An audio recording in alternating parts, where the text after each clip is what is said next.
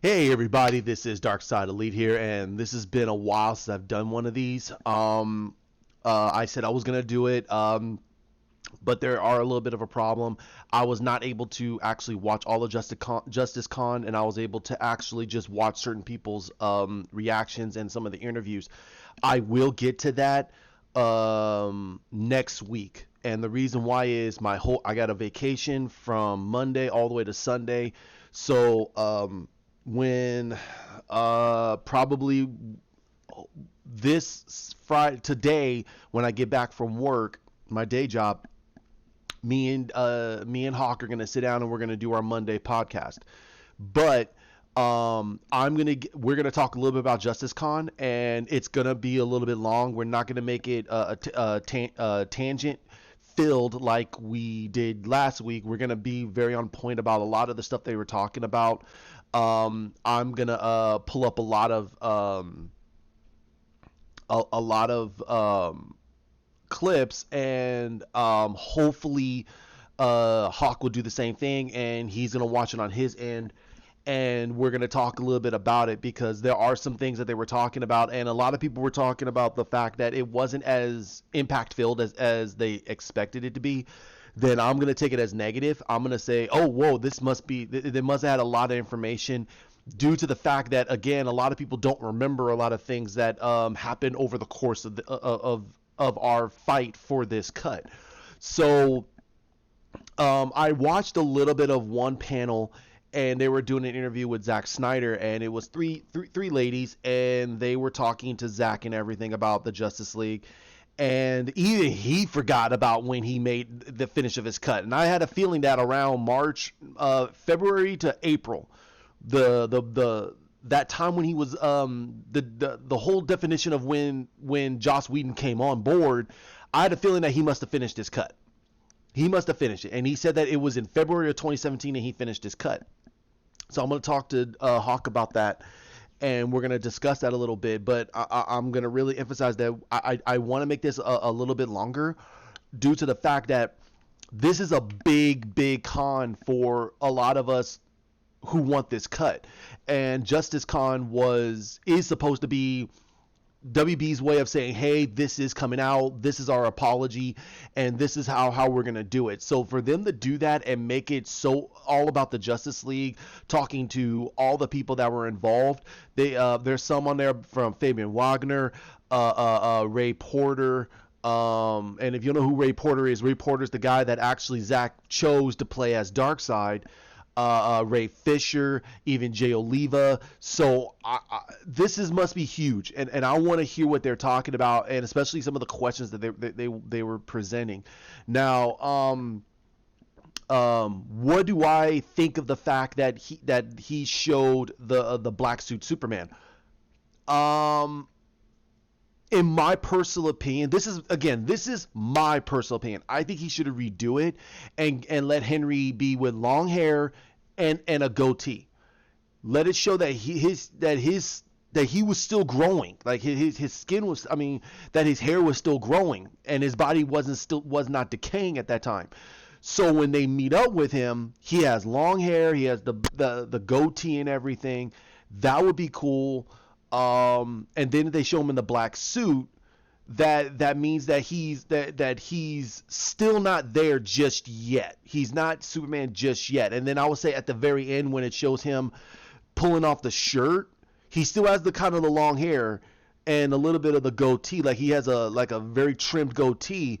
It shows him look up in the air, and then when he pulls off the shirt, it's the black and the black and yellow, like the traditional colors. That would make it really cool. That means he made the decision to actually put back on the suit. And to me, that bridges out more of the story. That bridges out a little bit more. But I just want to see what Zack does. This was his ideas, and if he wanted Kit Henry to not have that and just be in the suit, okay. My boy Subjective Reviews did his video about that. He didn't really like it, and again, this is all opinionated. A lot of us like what Zack does. Some of us don't like some of the ideas that he does, but that's not the case. That's not what this is all about. This is all about the fact that we're getting this cut and we're getting the decision to like it or not. And he's bridging out some of the ideas. And again, we're just getting cut and copy. We don't know where these are going to fit now. He could change the order a little bit just so he could flesh out certain things that he wanted to tell. So instead of them fighting Superman at the very beginning, they could actually fight him closer to the center of the movie, and then no, closer toward a little bit later in the movie than early in the movie. So then it fleshes out a little bit more about Batman, Wonder Woman, Aquaman, the Flash, Cyborg, and then we get to Superman, and then we don't see Superman for almost the whole movie, and that'd be great. And they can give us a little bit more about Superman and a little bit more about Steppenwolf and bridge out this whole thing. That's why I feel by hearing just a little bit, and I didn't hear very much, but just a little bit of what he stated, that makes it seem like they're going to go when this cut comes out and they're still trying to organize the rest of of these movies and get these contracts signed and delivered, I have a huge suspicion that by having Zack bridge out this whole thing, it means that they're really gonna go balls to the wall with this. That means they're gonna branch this out a little bit more. And who knows? Who knows how we're gonna have it? Who knows how this is gonna end? But the main thing is, we don't know if we're gonna keep having Ben Affleck's Batman. And if Ben Affleck comes back, that's the end of that. Whatever Robert Pattinson does from this point forward, no one's gonna give two craps. I'm sorry. I'm sorry. I'm not gonna say that. Scratch that. I recant that. Not many people are gonna care. You still got those Robert Pattinson fans that love Robert Pattinson. That's their thing. And two, but a lot of people still love what Ben Affleck did, and they want to see more of that. And I have a feeling that when Ben Affleck comes back, and I have a feeling he wants to come back, but I have a huge suspicion that he wants to make sure that if he's gonna do this, that no one's gonna screw around with him. And that's why I really feel that this cut is gonna make a huge difference. Make a huge difference on the fact of where these actors want to be at, because we don't know much about Gal. We heard a little bit of rumors that Gal wants to only do 3 movies and that's it. Now that can change. That can completely change. She might say, you know what, she'll do a 5 movie deal with WB and continuously keep doing Wonder Woman. Say goes for Jason Momoa. Jason Momoa is going to be in it to win it if he knows that this is going to be an overarching set level of stories and he's going to get what he wants. Henry's going to do the same thing. But the thing with Superman is he's that, not in a way a keystone, but he's a centerpiece character that can get easily screwed over and completely forgotten if you do it a certain way.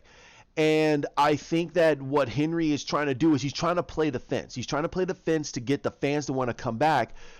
But he also needs to understand that what brought his version of Superman to the party is the fact of what Zack did in Man of Steel. He can't just completely abandon that. He needs to stick to the course of what Zack built and allow the character to continuously grow and become that character we all know and love.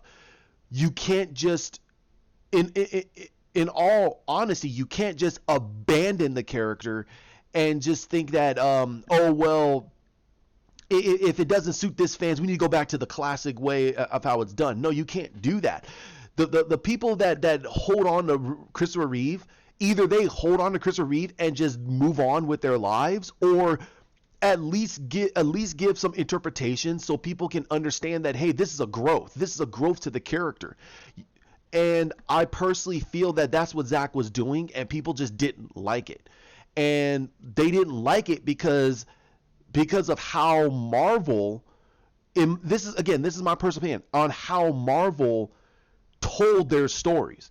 They gave us a flawed, they gave us a very flawed Tony Stark, but all of a sudden he became this hero in a snap of a finger, and he had little to no flaws. No, his flaws is what makes him the hero that we know from the comic books. his alcoholism, his sexism. He's a very sexist man. His inability to actually his inability to be in a very committed relationship. That's because he likes to be a free bird. He doesn't like to be shackled. And then once he is shackled, it's he does it with the wrong person. And there's a lot of stories that do represent that, but Marvel doesn't do stuff like that because they want it to be very simplistic. They want it to be very popcorn filmed. If they want to do popcorn films, let them do it. That's their thing. What DC has to do, and I've said this numerous times, they have to tell stories a different way. And I said it before, and I say it again. The movie that changed the whole paradigm of how to do comic book stories is Joker. Hawk agreed. Joker is a completely different level of comic book movie. It's not popcorn film. It's deep rooted. It's actually engaging, and it actually, in a way, either you get into the story or it throws you out. And if you don't like it, hey, get up and leave. It's perfectly fine. Not everything has to be a general audience approval. And that's where I feel that WB did, and it screwed them. They were building a base with Man of Steel. BVS brought in more fans, but then you had and we all know the story. You had the YouTube critics and other critics bash this movie into an oblivion, and it's all because of what happened to Man of Steel. People didn't like what they did with Superman. It didn't make sense. This. And that's because they were expecting a right out of the box glorified version of Donner's film. That's what they expected. And then when you had Jeff Johns, and this is something that a lot of people need to remember. He came out and talked negative about the movie.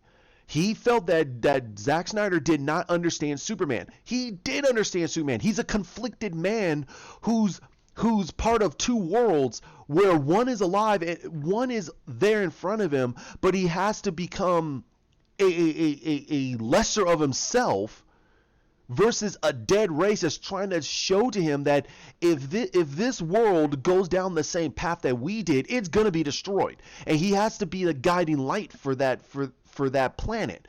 But they don't want that. And you have his arch nemesis, who's a human, and you can go with he's this genius scientific, an engineer, a physicist, a nuclear physicist, or a straight hardcore businessman. It doesn't matter. He's trying to tell humanity that we don't need this guy. All he does is lord over us as a god. We need to fend for ourselves. We have our own manifest destiny. We have our own destiny that we have to grasp in our hand. That's Lex Luthor. That is who he is. And it's funny and it's mind-boggling that a lot of people resorted to the acting and what the actor was doing instead of what he was saying and his demeanor and the whole course of the plot. Lex Luthor's plot, yeah, he acted a lot like a Joker type of character. They say he acted like the Riddler. Riddler doesn't do quips. Unless you go to the Jim Carrey or Frank Gorshin version of the Riddler. I have respect for Frank Gorshin, but you don't understand the whole concept of why he became the Riddler. You don't understand that. And there was a reason why he became an iconic Riddler. But Riddler doesn't do quips. He hasn't done quips since the 1960s. The 1980s, 90s, and 2000s, he was more malicious like Jigsaw from Saw. So I don't understand how people want to go back to that silly, goofy version, but there's evolution to the character. He had to evolve so he can actually not evolve or die. So either the same thing had to go for a lot of the characters.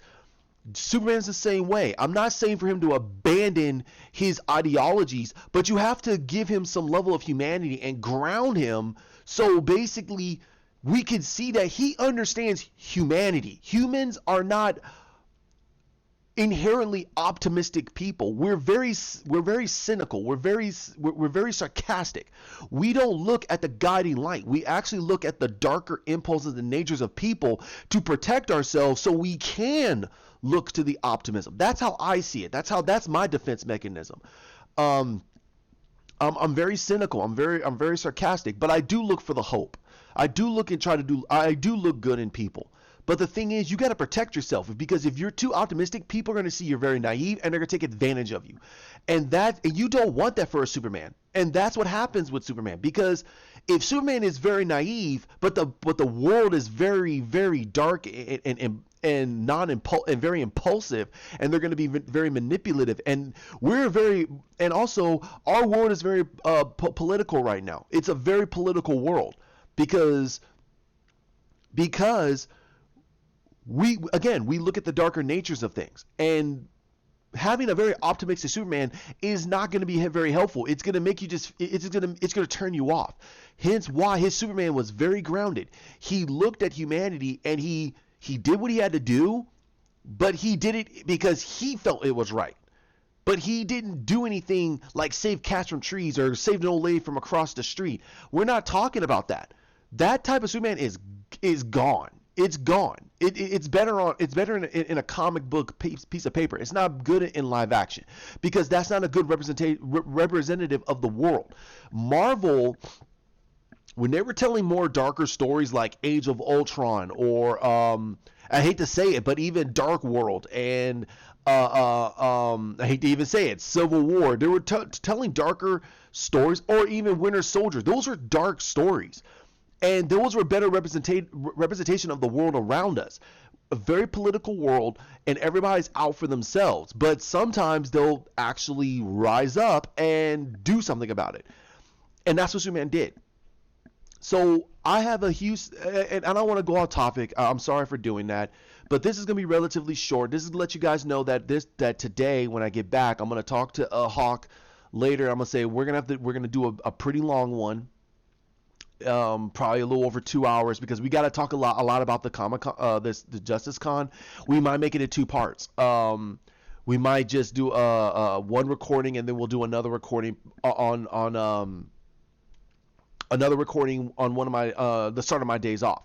So I want to actually talk about this Justice Con and the possible new future that now, because of what they're describing, I'm gonna sit down. I'm gonna make notes of what videos to watch because I do want to watch the Ray Porter one. I don't need to watch the Ray Fisher one. We all understand what he was going through, and also I do want to talk about in there that quick thing we're hearing about Jody's Corner, that he's being run off of YouTube, and I want to hear a little bit about that. I want to hear just a little bit about that on why. I think I understand. Hawk doesn't watch stuff like that. I used to watch Jody's Corner because I wanted to support certain black YouTubers. Like I like Tyrone Magnus. There's just some things I don't agree with him with, but that's okay. And he would say that's okay. That's okay. I watch his videos because some of them are very fun, and I like it, and I want to support black YouTubers. Like I'm black, and I would like for people to support my YouTube. Just because you guys think I'm very entertaining and I try to do as many videos as I possibly can. But again, I'm short on work. I'm there for X amount of time, and then when I get back, I'm extraordinarily tired. So, and that's due to the fact of, the whole sniffle virus / the COVID pandemic we're in right now. And like I said, I want to support all black YouTubers and showcase that that there are some out there that just want to become entrepreneurs. But Jody's Corner is not an entrepreneur. He's a hustle artist, and he doesn't know nothing about comics. He just watches comic book movies, and this dude will kiss any level of butt to get whatever he wants, and he talked negatively about a lot of things that he knew nothing about, and when he did know the information, he hid the information. So there's a lot of things he did over the course of his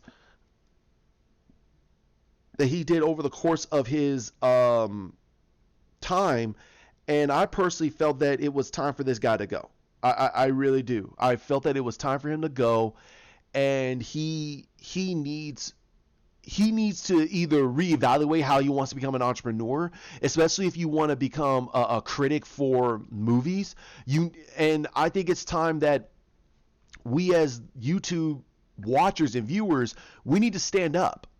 If you guys have a problem with my YouTube, let me know, and I'll do what I can to change certain things. But like I said, I do this only as a hobby. This is not like a job. I'm not begging you guys to send me money or anything like that. I got a job. It pays me a good amount of money. I'm able to afford the stuff I want. Um, and the same goes for Hawk. But we just want to get a little more recognition and possibly open a little bit doors to Hollywood. Hollyweird. I like to call it Hollyweird, but I would like to be able to, go down to the WB lot, shake hands with Walter Hamada and Sarnoff and tell them, say, hey, thank you for everything you guys are doing, because we understand. I personally understand. You guys wanted to make money. I understand that, but the past administration just stomped all over creativity for money, and that's not what you guys are. That's not what the whole basis of being a movie studio is about. You guys are there to give us the movies and let us tell you what we like or don't like. And again, Man of Steel made a good amount of money, 600, almost close to $700 million. It made, I think, about over $650 million, and that's a movie that just came out of the woodwork. That wasn't something that they really built for. BVS, even with all of its problems, it made close to $900 million. The theatrical cut made almost $900 million. That is stupid. For all the problems that it had, it made that much money. And then you're telling me that you completely abandon the whole situation, even though Wonder Woman made close to a little over $800 million. It made almost BVS money. You had your $1 billion success out of Aquaman. That makes absolutely no sense. So they should never have abandoned anything. They should just kept going. And like I said before, you should have just sat down with Zack and just started to say, hey, you know what? We like this idea. We like this idea. We like this idea. We kind of don't want to do this idea. And Zack would have been like, yeah, that seems cool. That seems cool. He would have agreed. And a lot of the actors would have probably agreed. But the thing is that you should have just stayed the course and build your base. But they were looking at, the critics say so the fans must not like it. No, the critics are manipulating the algorithms because of how YouTube is. And I just thank YouTube for letting me be a platform. But the thing is that they're changing how they're talking to you as audience members, because they believe you're too stupid to understand how movies really are. No, we understand our own taste. And what was it? John Aaron Garza, when he did his video blog about the people, when they talk about how they felt about Man of Steel, a lot of those stories actually resonated with me, because I'm the same way. I didn't believe in Superman. I believed that Superman was very outdated. He needed to be overhauled. There was a reason why they killed him in the comics, and he needed a complete reboot. He needed a reboot like Batman did. Batman got a complete reboot, and he was the whole foundation of DC. If it wasn't for Batman, DC would have folded. And Hawk went over a little bit of the history of it, going on a tangent. But Superman needed an overhaul. Wonder Woman needed a massive overhaul. She still needs a little bit of an overhaul now. And that's due to the fact is Patty Jenkins, and I'm not blaming Patty. Patty has her own ideas of how Wonder Woman is. Me personally, me and Hawk talked about it on the last podcast. I like the Wonder Woman from the New 52 coming from Odyssey. She still loved humanity. She believed in her gods, but she understood the gods were flawed. And 3, she was a warrior. She was a warrior first and a diplomat second. She's not a diplomat first and a warrior third and a woman second. No, she's a warrior. She was trained by becoming a warrior since she was able to walk. That was her character. That's always been her character.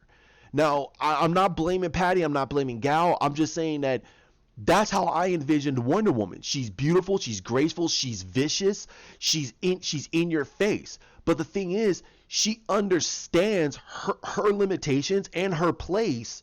And I'm not saying as a sexist way, but she understands her place a little bit, because she's a warrior versus an alien god, an alien species that can bench press planets, and one of the greatest detectives in the world, and has fought for a whole city. She understands her place. She understands that, okay, well, I'm not a warrior for the whole planet. She's a warrior for a piece of the planet. She understands that she's one cog in the wheel.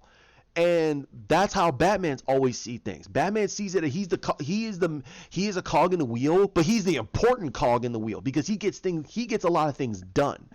Superman sees himself as the important a small cog in the wheel, but he's the strongest cog in the wheel. And like I said, there's a lot of bit and pieces there that really I see how these characters are. Batman is a very paranoid person, but he believes in redemption. He believes in the good in people. If he didn't, he wouldn't save Gotham. He wouldn't save Gotham the way he does. He doesn't go into the heart in the belly of Gotham to save a child from an abusive parent just to say, leave you to your own devices and leaves. No, he gets the kid the proper care, gets the kid into the system, and lets the system try to help this child. Wonder Woman does the same thing. Superman does the same thing as being Superman, and he does the same thing as Clark Kent. Same thing goes for Diana. Same goes for Hal Jordan. Same goes for John Jones. They believe in the system that the people created because they're the ones that created it. They're just cogs in the wheel. And that's why I feel that's what Zack was doing. They're all cogs in the wheel, but they're trying to figure out which cog they are. Batman's been around for a long, long time, 20 freaking years. Wonder Woman would have heard of Batman, but she never seen him. And the way they wrote her, she's a better thief than he is, which is not her character. She should not be able to break into his stuff with a snap of a finger. That's my personal belief in it. She should be good, but not better than Batman. That's just scary because again, they're all bits and pieces to the wheel. But again, this is a Batman that doesn't know what the heck's really been going on out there. He really doesn't. And Lex does. He understands that there's people out there with powers, and they've always been here. And it goes all the way back to to what we call our quote unquote gods. And that's why I really do feel that Zack understood what he was doing. And he understood exactly how he needed to have it stated. Now, one final bit before I go. Like I said, I'm gonna talk about Jody's Corner. And we're gonna keep it a good chunk because that's a very big piece. That is a very big piece. That Jody's Corner is probably gonna be leaving YouTube. That's great. In my personal opinion, that's great. Okay. I don't like double toasted. They do the same thing. They pander, and they could say, "Well, we got to do what we got to do." I say, "No. You guys are doing this as a job. You guys don't have day jobs. Your day job is doing this. I have a day job. I'm not going to be begging the fans for clicks. I would like for you guys to click down below because it makes me know that you guys want more videos. More clicks, I will do the videos. I know some of our podcasts haven't been getting a lot of traction. I've been noticing that algorithm, but we're still going to keep doing it. Me and Hawk are going to keep doing them, and we hope that you guys enjoy. That's the main thing. And again, during my vacation, I'm going to be looking at moving our channel over to making a new channel. And that's going to be where we're going to put all of our podcasts, and I'm going to have my separate podcasts for other things. So be looking out for that. I'm going to put down the link on this channel so you guys can get over there, and hopefully that's going to grow, and that's where we're going to do our podcast. So he and I can actually get that traction going, and I would like for him to be able to have some creativity towards a lot of the things, and any days that he wants to mess with it, he can mess with it. This one is my personal, so we're gonna move that over and make the channel bigger there. Anything that's personal that I want to talk about without him, I'll put it on this channel. So you guys got two channels to look at, and that's where I'm gonna do a lot of what ifs and stuff like that. And just so I'll let you guys know that soon I'm going to be having extra days off for a while. So I could be able to do a little bit more personal videos because I'm starting to slow down on things I really need around my apartment, and I got to get my apartment completely cleaned up and dusted and clean because I haven't done it in a while because I've been very tired. I've been getting lazy. So that's my personal stuff. But yeah, guys, I really want to do this video. I want to do this video to let you guys know what's going on. And the Justice Con is very, very, very important. It is quite possibly one of the biggest and most important pieces to our fight for the for creative freedom, honestly. And I wanted you guys to know that, and I do appreciate a lot of you for sticking with me for this long. I'm almost about to reach 100 subscribers. I want to get to 100 subscribers, and then Hawk and I can actually sit down and be able to do a little bit more. And again, donations, that'd be great. Whatever donations we do at the end of the month that we do, I'm donated to the awareness of suicide prevention. Okay, I'm not putting that in my pocket. That's going over there, and and if I do make any, I will show you guys the receipt, so you guys know how much that's going to that. And I do appreciate everything that you guys are doing for me, for my channel, even and Hawk does appreciate it too. But and also I will talk about the Jody's Corner, and I will talk about a few other things. But that's what I have, the ideas of what I'm gonna do. It's gonna take some time, and I want to make sure that everything around my apartment is taken care of first. So my place of living, and also I gotta pay my rent. So pretty soon there's a lot of things I gotta do. A lot of things. So thank you for joining me. Like, comment, share, subscribe down below. Hit the bell. And today, when I get off from work, I will sit down. Me and Hawk will sit down. We will do our Monday podcast today. So everything is good. And then that Sunday when I'm off work again, oh man, I'm going to be doing a lot of crap. There's a lot of things I want to do. I got to get a lot of things done. I got to maneuver my desk here a little bit and get things taken care of. I got to so a lot of things going to be happening on Monday and Tuesday. Those are my true official days off, and then my vacation starts on Wednesday. So thank you for joining me. And and down below, tell me what you guys would like for me to do on my private stuff. If you guys want more what if stories, let me know. I will do a listing of certain characters I would love to see come in on the DCEU, and I will look at certain directors and see which directors I do. There is one I will love to see. I will love to see I would love to see Clint Eastwood. Love to see Clint Eastwood do a story of Wildcat. An aged superhero that is looking at a world of younger superheroes, and how does he measure up anymore? But he doesn't understand his true power because he has the power of 9 lives. But he is so gifted at fighting that it's absurd, and he's old. He's old. And you can get a guy that can look kind of, you can make him look old, but he's an ex-boxer. He's lived it all. He's seen it all, and I would love to see that. And I would love to see Clint Eastwood do a Wildcat movie. I would love to see a comedy writer and director. Comedy writer and director. Do not say Taika Waititi. I don't want him anywhere near this movie. But I would love to see a comedy writer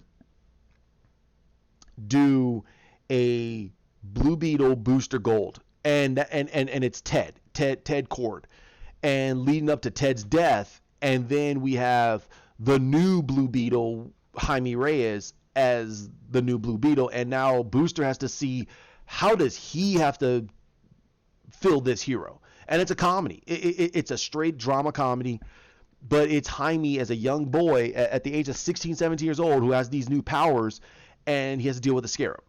Oh man, there's so many I would love to see. Some people say a live action Young Justice. No, I don't want to see a live action Young Justice. Leave it like that. I would love to see Steven Spielberg do a Martian Manhunter. That would blow all of our minds. It would blow our minds. Flat. It would blow our minds if he could do Martian Manhunter. That would be awesome. I would love to see who the directors of that TV show of Doom Patrol. I would love to see one of the directors, one of the showrunner, do Metal Men, because it's almost in the same vein. Metal Men. That would be awesome. Quirky, everything else. It would actually be in the same. It would be in the same vein as Shazam, because they're almost in the same type of. I think they're in the whole Charleston Comics level stories. That would be fun because that's different. It's different, but it still fits into the DC. It fits into the DCEU or or DC Black or however you want to do it. That would be cool. I would love to see that. Wildcat could fit into the DC Black. You know, Steven Spielberg Martian Manhunter could be DCEU or part of the DC Black. It's fine. But if they do it this way, it leaves them out of the accountability if the movie sucks or no one likes it. But that means that the directors are going, hey, I mean that's my project. So I'm gonna leave it at that. Oh God, I'm going on a tangent. Thank you very much for joining me. You guys have a great one. Bye.